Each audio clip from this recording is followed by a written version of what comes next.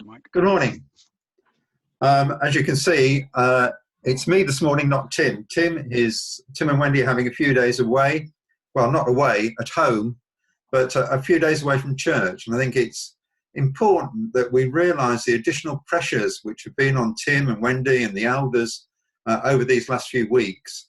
And can I just urge you to continue to pray for them with the difficult decisions which will have to be made as we go forward, as to quite when we can get back together and when life can resume to some degree of normality.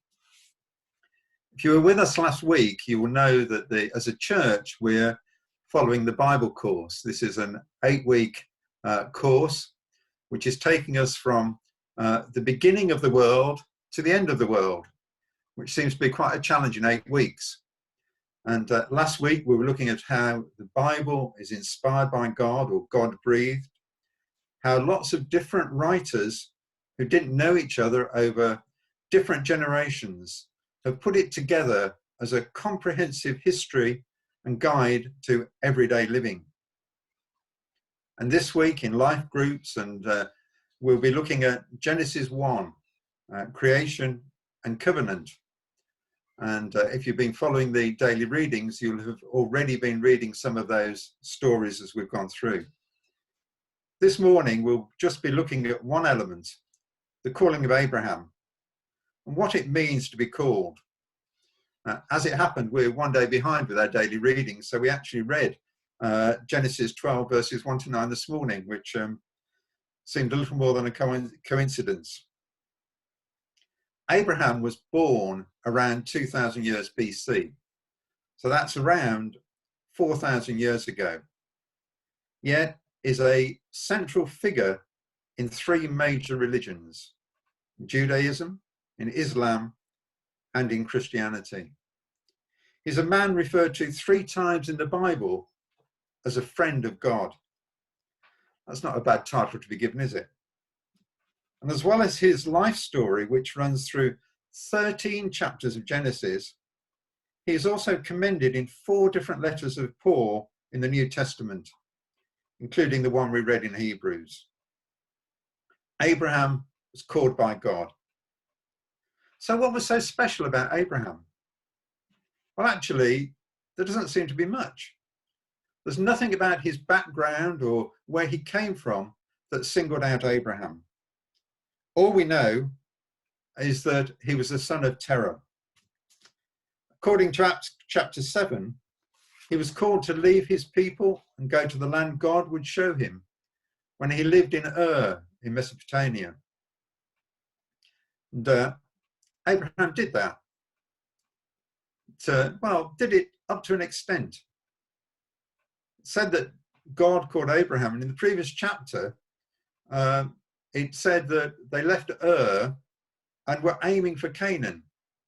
Now, I reckon this must have been written a long time after the event, because there were no maps around at the time. And I'm not even sure they would have known that Canaan existed. But they left. So he left Ur and went to Haran and stayed there for 15 years. So he actually left Ur when he was around 60 and stayed at Haran for 15 years until he was 75.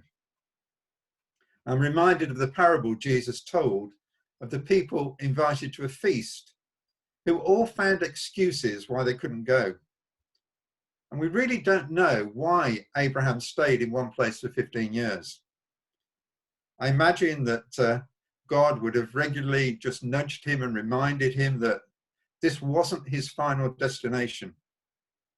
You could stay there for a time, but not forever. This isn't where you're meant to be. You see, God perseveres. He doesn't give up on people. He didn't just say, well, okay, you've left Ur, you've got to Haran, you've settled, you've made a lot of money there, you've gained a lot of possessions. I wanted you to move on, but that's your choice. If you're staying there, you stay there. No, we're still speaking to Abraham, still wanted him to move on. But it's an interesting contrast of when Jesus called his first disciples, because the Bible records that they immediately left what they were doing and followed. Here we have Abraham, where you get the impression that it took some time for him to make that move to where God wanted him. Now, throughout the Bible, and particularly Jesus in the Gospels, there are lots of illustrations. And one of the illustrations which is there a lot is that of shepherds and sheep. And the shepherd leading the sheep, and the shepherd calling the sheep by name and following them through, the sheep following. And in the first week of the Bible course, we were encouraged to ask, what did it mean at the time? And what does it mean now in our culture? And I guess a shepherd walking ahead of the sheep and calling the sheep by name isn't quite how we see farming these days. Farming is far different. There's sheepdogs, quad bikes, and even in a rural town like Buckingham, we don't see sheep in the town anymore. Though when we first moved to Buckingham, you could stand in a car park and see sheep grazing on their heartlands. I was trying to think of what would be a better analogy of being obedient and trained and following than sheep. We walk around Boughton Park between 7 and 8 in the mornings at the moment with a lockdown, when there are not many people about, so it's easier to be socially distant. In fairness, Jenny's been doing it for a long, long time, for many years, but it's quite nice because you do have space. And most people walking around at that time are walking with their dogs. You almost feel quite strange walking around without a dog. But it's interesting watching the different behaviours of the dogs. See, most dogs are well trained and they respond immediately to the call of their owners. Stay, fetch, sit, whatever. But some, however, ignore their owners completely. They ignore their call. And they either carry on doing what they were doing anyway or run further away. And it's interesting watching the owner's reaction. Initially, they just shout a bit louder. Then you can hear that the tone of their voice changes. And they start to get a bit angry and agitated and exasperated. Then finally, they give up and start walking towards the dog until they get so close the dog has no choice but to obey. You see, animals have to be trained to hear and respond to their owner. And we need to be trained to hear and respond to God's call on our lives. We're no different. So the question is, how does God call us? One of the ways is through the Bible. You know, you can't speak to us through the Bible if we don't open it and read it. One of the things that the Bible course this week encouraged us to do is to note particular words or passages that stand out when we've been reading it. And even familiar passages that we've probably read lots of times or heard many, many people speak on, we can get something new from.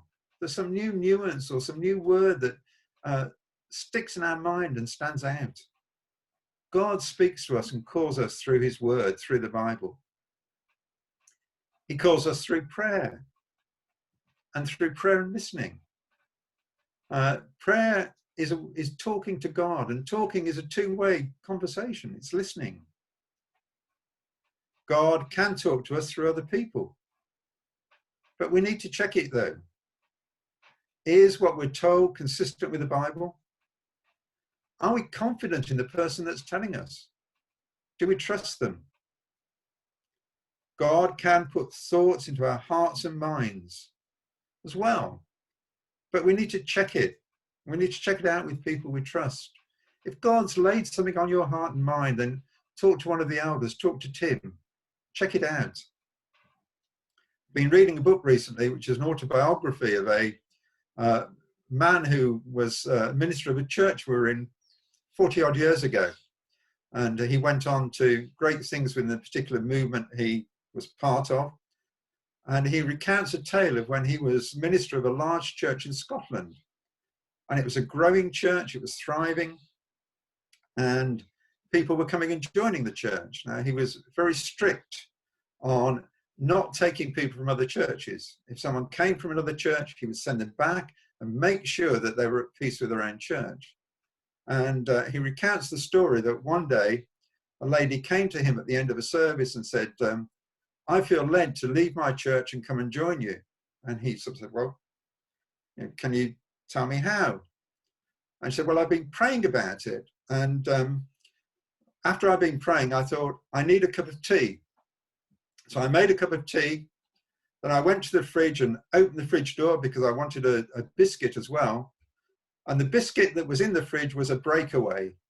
So that convinced me that I should break away and come and join you. To which John said, what would have happened if you'd have opened the fridge and there'd been a Mars bar there? You see, we can cling at minor little things to try and convince ourselves that God is telling us to do something that really we want to do. And we need to be very careful not to make up signs or imagine signs. Needless to say, the lady didn't join his church. I don't think she'd have settled in very well if she had. John was very straight speaking. The question is not just, are we called by God, but how do we respond? Abraham left where he was, taking everything with him. No intention of going back. As we read, he'd gained lots and lots of things while he was there, lots of possessions, lots of people. He packed them all up. Didn't know exactly where he was going, but he had no intention of going back. That was a real act of faith. Can you imagine packing everything into a removal van and starting off not knowing where you're going? I can't imagine when Chris moves that he will just be packing everything up and going thinking, I don't know where I'm going. There will be a destination. These days, the first things we tend to do is punch the postcode into the sat-nav. We need to know where we're going. We don't arrive at the first T-junction and say, do we go left or right? We don't hit the M1 and say, should we go north or south? We want to know our destination. And you can see why Abraham was commended for his faith. Huge act of faith, just uprooting and moving. But if you follow Abraham's story through, you will find that just like you and me, he made mistakes. He pretended his wife was his sister twice because he was scared that he would be killed and that the king would take Sarah as the king's wife. He had a son with Sarah's maid because he became frustrated that God's promise of him being the father of a great nation wasn't being fulfilled and couldn't be fulfilled because Sarah was way past childbearing age. And Abraham was an old man, tried to take actions, tried to take things into his own hands, not relying on God. But then, even after these slip-ups, we then read of that great faith in answering God's call and being prepared to sacrifice Isaac. We find that quite disturbing in many ways, that he could be called to do that. Yet huge faith in knowing that God would provide. On Facebook this week, a friend posted the following: stop comparing your calling. Maybe the reason you can't do what someone else can is because you weren't called to their purpose. When you are tempted to compare, try to remember you are God's masterpiece, created to do good works he prepared for you long ago. You are perfectly created to fulfill his purpose for you. You can't win every race, but you can win yours. Very few people are called to leave their country and their people. We're not all like Abraham. There are some that are. We look at Emma, who was prepared to pack everything up and go to Africa. We're not all called to be full-time ministers like Tim. We can't all be like that. But we all have a purpose in God's plan. There's an old hymn that came to mind that says, "There's a work for Jesus ready at your hand. 'Tis a mask the Master just for you has planned. Haste to do his bidding, yield him service true. There's a work for Jesus none but you can do." I pray that as we continue to carry on with the Bible course over these coming weeks, that we will all find our place in God's plan. Thank you.